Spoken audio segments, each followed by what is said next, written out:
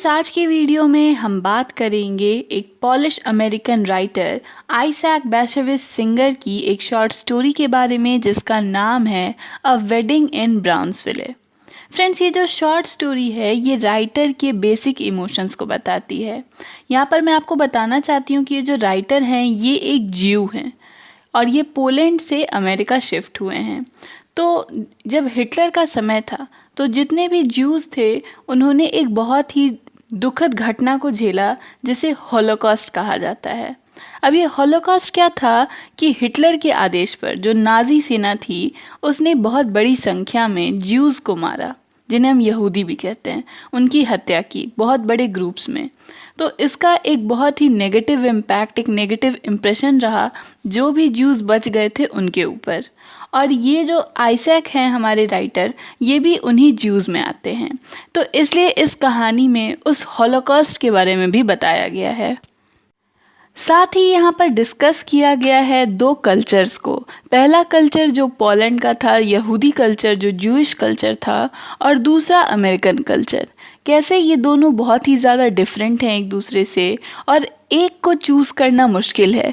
लेकिन समय के साथ क्या हो गया है, ये दोनों जो हैं ये आपस में मिक्स होते जा रहे हैं, इनका फ्यूजन हो गया है। और कहीं ना कहीं राइटर इस बात को नोटिस कर रहे हैं कि जो यहूदी लोग हैं वो अमेरिकन्स की तरह बनते जा रहे हैं, या जो अमेरिकन्स हैं उन पर थोड़ा यहूदियों का, ज्यूज़ का कुछ असर हो रहा है। और कहीं ना कहीं राइटर इन सभी बातों से परेशान हैं। तो इन सारी चीज़ों को वो अपनी कहानी से एक्सप्लेन करते हैं। फ्रेंड्स, आइजैक बाशेविच सिंगर एक polish born Jewish American writer थे। उनका जन्म हुआ था 11 नवंबर 1903 में और उनकी डेथ हुई थी 24 जुलाई 1991 में। साथ ही 1978 में उन्हें नोबेल प्राइज़ फॉर लिटरेचर भी मिल चुका है। उनकी फेमस वर्क्स में the magician of Lublin, a day of pleasure, इन सभी वर्क शामिल हैं। तो चलिए फ्रेंड्स, अब आगे बढ़ते हैं और इस स्टोरी को समझने की कोशिश करते हैं। फ्रेंड्स, इस स्टोरी की मेन कैरेक्टर का नाम है डॉक्टर सोलोमन मॉर्गोलिन। ये जो डॉक्टर सोलोमन मॉर्गोलिन हैं ये एक ज्यू हैं जो पहले पोलैंड में रहा करते थे। लेकिन जब हॉलोकॉस्ट हुआ, जब नाज़ी सेना ने ज्यूज़ की हत्या करना शुरू किया तो उसमें इनका पूरा परिवार मारा गया। ये अकेले ही बचे थे और ये पोलैंड से भागकर अमेरिका आ गए और अब ये अमेरिका में ही रहते हैं। साथ ही बताया गया है कहानी में कि इनके साथ कुछ और भी ज्यूज़ हैं जो अमेरिका में आकर सेटल हो गए हैं और इनकी अपनी एक ज्यूइश कम्युनिटी हो गई है। यानी भले ये सभी ज्यूज़ को जानते नहीं हैं लेकिन आपस में कॉन्टैक्ट्स में रहते हैं, पार्टीज़ में मिलते रहते हैं।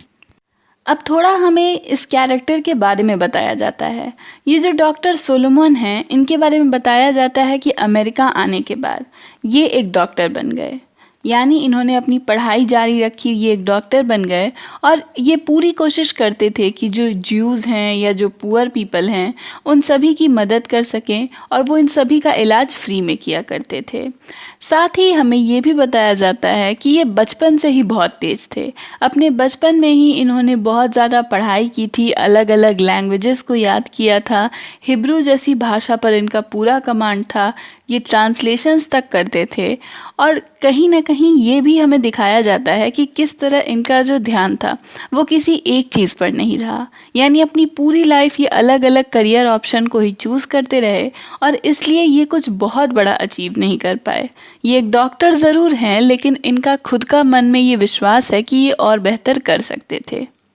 साथ ही ये जो डॉक्टर सोलोमन हैं ये एक ज्यूइश सोसाइटी जो अमेरिका में बनी है उसके बोर्ड मेंबर हैं और साथ ही एक ज्यूइश क्वार्टरली मैगजीन के को एडिटर हैं। तो इन सारी चीज़ों के बारे में हमें बताया जाता है। साथ ही हमें बताया जाता है ग्रेटल के बारे में।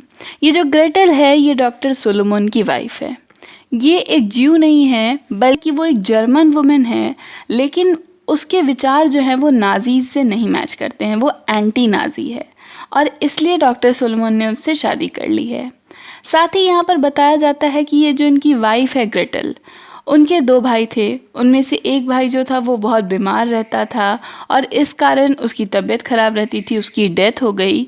जबकि उनका जो दूसरा भाई था, इस ग्रेटल का जो दूसरा भाई था, वो एक कम्युनिस्ट था और वो नाज़ी कल्चर को सपोर्ट नहीं करता था, इसलिए उसकी भी हत्या करवा दी गई। ये जो हॉलोकास्ट हुआ उसमें उसकी भी हत्या करवा दी गई। इसलिए ये जो ग्रेटल है ये भी इस तरह की चीज़ों को नहीं मानती है। अब आगे कहानी आगे बढ़ती है और कुछ बातें हमें डॉक्टर सोलोमन की पास से बताई जाती है। हमें ये बताया जाता है कि वो हमेशा से बहुत हैंडसम रहे थे और इसलिए उनकी अच्छी खासी लव लाइफ रही थी। साथ ही हमें बताया जाता है डॉक्टर सोलोमन के फर्स्ट लव के बारे में, जिसका नाम था रेजल। ये जो रेजल थी ये एक बहुत ही खूबसूरत जूइश गर्ल थी और एक वॉच मेकर जिसका नाम था मिलिक उसकी बेटी थी। लेकिन ये जो रेजल थी उसने इसके प्यार को एक्सेप्ट नहीं किया, उसकी शादी हो गई और बाद में ये खबर आई कि नाजियों के द्वारा उसकी भी हत्या कर दी गई है। तो कहीं ना कहीं हम बता सकते हैं कि ये जो डॉक्टर सोलोमन हैं ये बहुत हार्ट ब्रोकन हैं। अमेरिका आने से इनकी लाइफ ज़्यादा चेंज नहीं हुई है और ये चीज़ें ये अपनी वाइफ में भी नोटिस करते हैं। ये देखते हैं कि किस तरह इनकी वाइफ जो है वो बहुत ज़्यादा काम करती है, कोई मेड नहीं रखती, किसी तरह की हेल्प नहीं एक्सेप्ट करती और ना ही इसे सजने संवरने में कोई इंटरेस्ट है। तो इस तरह से ये डॉक्टर सोलोमन और उनकी वाइफ ग्रेटल, इन दोनों के बीच में भी कोई बहुत ज़्यादा रोमांटिक रिलेशनशिप नहीं है। ओवरऑल डॉक्टर सोलोमन जो हैं उनकी लाइफ रिस्पेक्टेबल है, लेकिन कोई बहुत ज़्यादा इंटरेस्टिंग नहीं है और वो अपनी सोसाइटी, अपने कल्चर को बहुत मिस करते हैं। अब आगे हमें बताया जाता है कि डॉक्टर सोलोमन को एक वेडिंग इनविटेशन आया है, एक शादी होने वाली है और उसमें उन्हें जाना है। अब ये शादी किसकी है?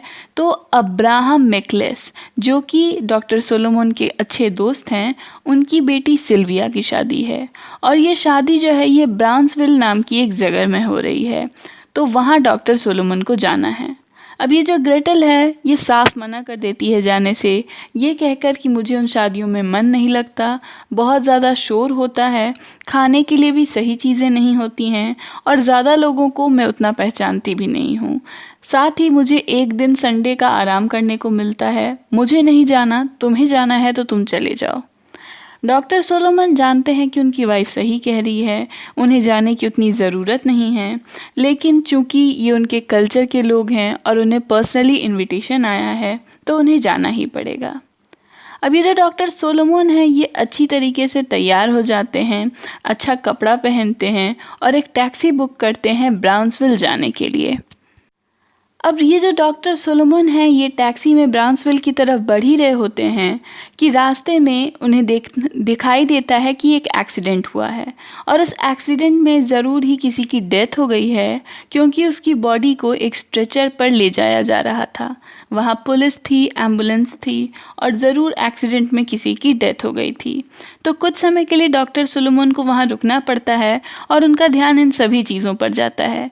लेकिन फिर धीरे धीरे समय आगे बढ़ता है और वहाँ से वो उनकी जो टैक्सी है वो आगे बढ़ जाती है और फिर वो ब्राउन्सविल पहुँच ही जाते हैं।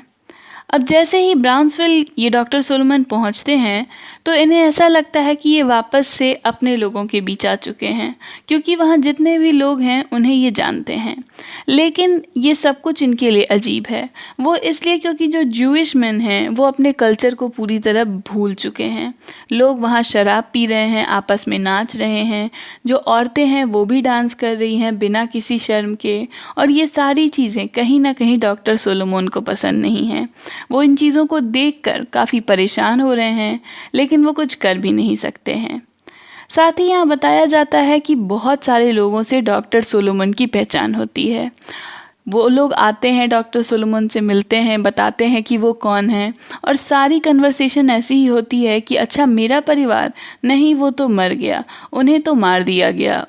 इसी बीच उनकी मुलाकात हुई जिसेल से। ये जो जिसेल था ये इन्हीं के होम टाउन का था, और जब आपस में इनकी प्लेजेंट्रीज हो गई और एक दूसरे के बारे में इन्होंने जान लिया तो फिर जिसेल इन्हें बताने लगा कि किस तरह नाजीज़ ने कितने डेंजरस और कितने बुरे तरीक़ों से ज्यूज़ को मारा था। उन्होंने पहले बताया कि जो नाजीज थे उन्होंने सभी ज्यूस को कहा कि वो कब्र खोदें और फिर उन्हीं कब्र में उन्हें गोली मारकर दफना दिया गया। साथ ही बताया कि किस तरह ज्यूस को किडनैप किया गया और उन्हें कैंप्स में ले जाकर रखा गया, जहां उन्हें जिंदा जला दिया जाता था या उन्हें पॉइजनस गैस के द्वारा मार दिया जाता था। और इस तरह की इतनी सारी बातें सुनकर कहीं ना कहीं ये जो डॉक्टर सोलोमन हैं उन्हें बहुत अजीब सा लगने लगा और बहुत सारी बुरी बुरी यादें जो थी वो उनके दिमाग में वापस से आने लगी। तो उन्होंने डिसाइड किया वो खुद को थोड़ा खुला छोड़ेंगे। उन्होंने भी थोड़ा शराब पीना शुरू किया, वो भी थोड़ा डांस करने लगे और इस तरह की ये जो बातें थी वो धीरे धीरे भूलने लगे। लेकिन इन सब के बीच में उनकी नज़र एक वुमेन पर पड़ी और उस वुमेन का चेहरा उन्होंने पहले कहीं देखा था। उन्होंने जाकर उस वुमेन से पूछा कि क्या मैं आपको जानता हूँ? तो इस पर उस वुमेन ने पूछा कि क्या तुम इतनी जल्दी मुझे भूल गए? और तब उन्हें याद आया कि ये वुमेन कौन है। ये वुमेन रेजल थी, उस वॉच मेकर की बेटी जिससे ये प्यार कर बैठे थे।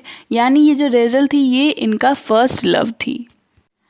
अब जैसे ही इन्होंने रेजल को देखा तो जो पुराना प्यार था वो दोबारा से जाग गया और इन्होंने रेजल से कहा कि चलो मुझे तुमसे अकेले में बात करनी है, इस भीड़ में शोर में मैं तुमसे बात नहीं कर पाऊंगा। तो ये लोग वहाँ से बाहर निकले और जिस चैपल में शादी होनी थी वहाँ पर जाकर ये खड़े हो गए। और जैसे ही ये वहाँ पहुँचे इस वेडिंग वेन्यू पर, तो यहाँ ये डॉक्टर सोलोमन जो हैं उनके मन में ये ख्याल आया कि अगर मैं कुछ समय और रुका होता तो मैं रेजल से शादी कर सकता था। मैंने क्यों उसके लिए वेट नहीं किया, क्यों मैंने उसकी डेथ के लिए श्योरिटी नहीं दिखाई। फिर वो सोचने लगते हैं कि मैंने जिससे शादी की है वो एक ज्यू वुमेन नहीं है, यानी जो ग्रेटेल है वो जर्मन है, वो ज्यू नहीं है। तो ज्यू लॉ के हिसाब से मेरी शादी हुई ही नहीं है और मैं चाहूँ अगर तो मैं अभी इसी वक्त रेजल से शादी कर सकता हूँ। और ये बात वो रेजल को भी बताते हैं। वो मन ही मन सोचते हैं कि जितने भी मेरे पास पैसे हैं मैं वो सब ग्रेटेल को दे दूँगा तो वो खुश रहेगी और मैं रेजल से शादी कर लेता हूँ। अब ये जो रेजल है ये कहती है कि हाँ मुझे पता है हम शादी कर सकते हैं। तो डॉक्टर सोलोमन कहते हैं कि मुझे सिर्फ 1 पेनी की ज़रूरत है तुमसे शादी करने के लिए। तो इस पर रेजल कहती है कि क्या तुम्हारे पास 1 पेनी है, शादी कर सकते हो तुम? और ये सुनते ही वो अपना पर्स निकालने लगते हैं, लेकिन उन्हें उनका पर्स नहीं मिलता और वो कंफ्यूज हो जाते हैं कि आखिर उन्होंने अपना पर्स कहाँ खो दिया, कहीं टैक्सी में तो नहीं भूल गए वो। उधर तभी उनकी नज़र दोबारा से रेजल पर पड़ती है और उन्हें लगता है कि ये जो रेजल है ये वैसी नहीं लग रही जैसी इसे लगना चाहिए, यानी ये बहुत ही कम उम्र की लग रही है। और डॉक्टर सोलोमन को लगता है कि शायद ये रेजल की बेटी होगी, शायद ये मेरे साथ मजाक कर रही है। और उसी समय इनका कन्फ्यूजन बढ़ने लगता है कि आखिर ये क्या हो रहा है। वो अपनी आंखें बंद करते हैं कुछ सोचने के लिए और जब खोलते हैं तो देखते हैं कि जो चैपल था जहाँ ये खड़े थे वहाँ सभी लोग आ चुके हैं और शादी की जितने भी रस्में हैं वो शुरू हो चुकी हैं, वो चल रही हैं। और ये जो यहाँ पर डॉक्टर सोलोमन है ये कंफ्यूज हैं कि जो एक्सीडेंट इन्होंने देखा था कहीं ये उनका ही एक्सीडेंट तो नहीं हुआ था, वो घोस्ट तो नहीं है। यानी ये सारी चीज़ें, ये जो रेजल के साथ इनकी मुलाकात की जितनी भी चीज़ें थी ये सब क्या थी, इनकी इमेजिनेशन थी।